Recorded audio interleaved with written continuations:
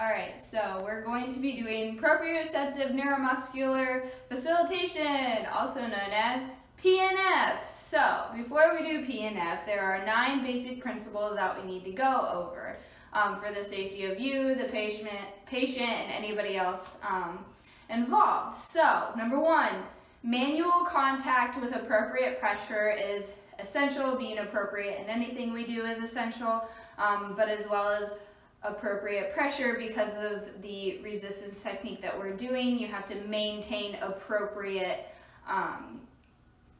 technique as well. So number 2, verbal cues are critical, telling the patient to go up, down, keep them short, keep them positive, and you will have no problems. It should not be painful at any point while doing the slow reversal PNF, and it shouldn't be painful with any other type of PNF. If it is painful, that is a direct contraindication and you should stop treatment totally. Patient is taught sequential movement patterns beforehand. So before you actually do any of the PNF patterns, the patient should be well versed in the movements so then you get a higher rate of success for the treatment. Patient needs to be watching the moving limb as they're going through the movements. This will just help facilitate a better outcome of the technique. Proper body mechanics and body positioning is critical for the athletic trainer and the patient. You want your patient to be comfortable in this position because of the movement being facilitated, and you yourself as the clinician need to be appropriately placed because of the movement that's happening and how you will be moving around the patient. You also need to keep in mind the amount of resistance should induce a maximal response. So this is when you know that this PNF is in the beginning of a rehab and you're not applying resistance more than the patient can handle. And number 8, rotational movement is a critical component. So being able to go with the rotational movement from the ad to the abduction, and then from extension to flexion, and also the internal and external rotation. Being able to apply resistance through those rotational aspects is pretty critical. And then the last one is timing of muscle sequential firing. You don't want the patient to just quickly go through the motion totally and not actually think about firing at certain times. The timing of the firing helps facilitate a more successful outcome of the treatment. So the first treatment that we'll be doing is the rhythmic stabilization. So this is an isometric contraction for the antagonist and the agonist, and it involves moving into one plane of motion and then having a unstable resistance applied. And so to demonstrate that, I have my lovely assistant Hannah, and we are going to be demonstrating. So Hannah, I want you to go ahead and raise your arm to about 90 degrees and make a fist. And I will be just applying like taps of resistance, and you need to hold your hand in place exactly right there, okay? All right, so I'm gonna go ahead, and if you feel any pain, then let me know, and that stops the treatment totally, okay? So what you're going to do is you're going to do an unrelated pattern of the rhythmic stabilization, and you're going to do this for about 30 seconds, and you'll do about 3 sets. So go ahead and stop. So we do that just mainly, we don't really do it for athletes. It's more for either geriatric patients who have just had shoulder surgery, and it's a very basic first stage rehab to get those muscles firing. You're not moving it an extreme range of motion. They don't even have to have a full range of motion to be able to do rhythmic stabilization, which is really nice, that you're still contacting the firing of those muscles and those motor units and getting the actual neuromuscular back function back into the muscle without having to move it through a huge range of motion. So to make rhythmic stabilization even more challenging, when the patient has their arm up in their fist, you can either go distal to the proximal aspect, and that is going to provide more of an unstable factor, that it's harder to hold something stable farther away from you than closer to you, just due to the angle of the limb. I don't remember the exact word, but other things that they can do is they can hold a weight in their hand, or they can change the speed of the actual resistance. So the faster the speed, the harder it is to hold that isometric contraction. All right, so go. All right, so for our second phase of our PNF video, we're going to be doing slow reversal for D1 and D2 patterns of the upper and lower extremity. So Hannah, what's going to be happening is we're going to move you through a range of motion, which I will be applying resistance to, okay? So let me go ahead and take you through the different D1 and D2 patterns for the upper and lower extremity, and then we will demonstrate them as if a patient was on the table, okay? Mm-hmm. So what you're gonna do is you're gonna start out in a open hand position out, just like that. Yep, perfect. And then when you end, it's going to be up against your neck with your elbow flex up to your opposite shoulder. And this is a D1 pattern. You have to eat before you dance. And this is in a cross pattern, or an X pattern. So as we're moving through this motion, just go very slowly, and then you turn, and then you end up fingers closed. And then we come right back down, okay? So that is actually a full movement, is when you go all the way down and all the way up. You notice the extension into the flexion, the adduction into the abduction, and then also from your pronated to your supinated. So our next pattern is a D2 pattern for an upper extremity. So using the same limb, we're going to put our hand in our pocket. So it's like your thumb is in your opposite pocket, and then our ending is going to be high five Jesus.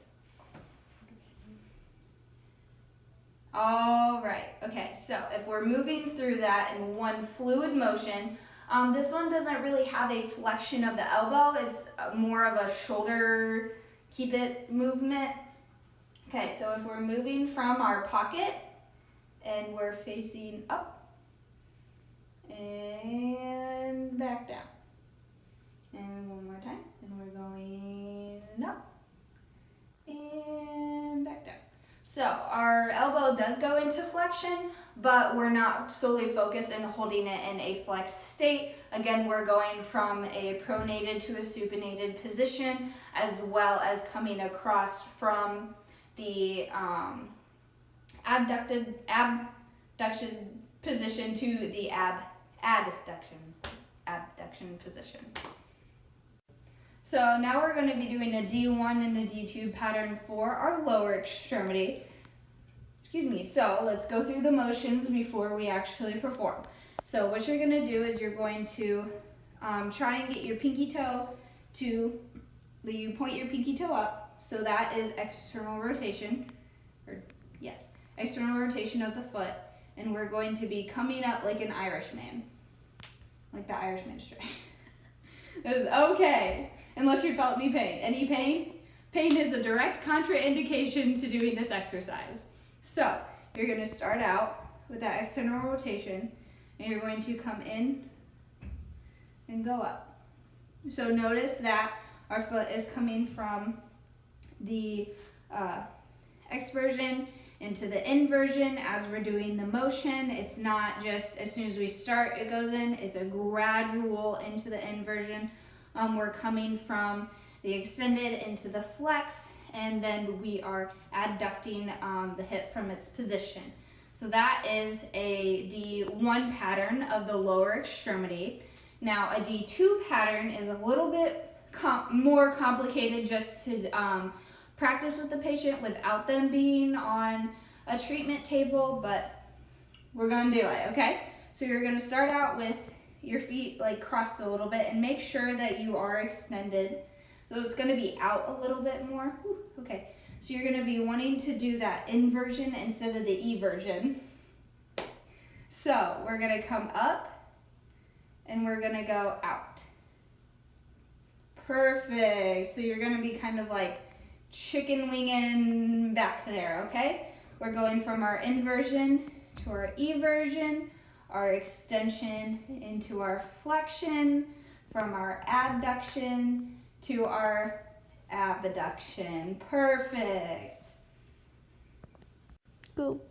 Okay, so now to actually perform a D1 and a D2 pattern on a patient. So we're going to get in the D1, which is on the same side, so you eat before you dance. And you want to be on the same side, so you're not like leaning across the patient. That kind of goes back to the number 1 of appropriate positioning, and then also the number 5 of appropriate positioning for the patient and the clinician. So go ahead and go through the pattern again, and then you're catching up there. Perfect, and then back. And that is one full motion. So my positioning, I don't really need to rotate in this one. So I just have to make sure that I'm in a comfortable stance where I'm going to be able to move my hands appropriately while maintaining resistance contact. So you kind of want to get into a comfortable stance as well. So go ahead and apply your pressure. And then coming back. So you kind of want to be able to move your hands. So go one more time. And then going back. So it's kind of difficult moving around that, but it's difficult for everyone. So if we're going into a D2 pattern, which is on the opposite side, do you remember? So if we're using this hand and we're coming down just like that, yep, it's like you got something in your pocket there, other way. So we're gonna, yep, there you go. And then we're gonna come up into our Praise Jesus position, and then go back, and then get that rotation of the hand. Yep, there you go. And for this one, you do kind of need to rotate around, so get yourself in a comfortable pivot position so you're not limiting the arm in its movement. So go ahead and apply. So if you're doing, and then go. Applying the resistance, applying the resistance. Awesome. For a D1 and D2 pattern for the lower extremity, just like we practiced before we got on the table. So we're going to do the eversion of the foot, and then we're going to bring it up in that flex position. Yes, and back down. Awesome, okay? So this does kind of require more of a pivotal movement while performing. So go ahead and do it one more time just to watch the motion of the patient and kind of get yourself set and make sure that they're doing everything right, and then right back down. Perfect. Okay, so now I'm actually going to apply resistance this time, just like in real life. Okay, so go ahead and go up, and then you come back down, and then you go up, and then you come back down. And you apply as much maximal resistance as the patient is performing. Now for a D2 pattern, just like we talked about, we're going to start a little bit crossed over. We're going to be in an inversion, coming from the extension into the flexion, and this definitely requires a rotational movement. And you want to center yourself closer to the hips of the patient, just so your pivot foot isn't blocking their femur from coming into that rotational movement. So go ahead and start in your inversion from your extension into your flexion, applying resistance over here, and then going right back. Perfect. And then one more time. And then going back. Perfect.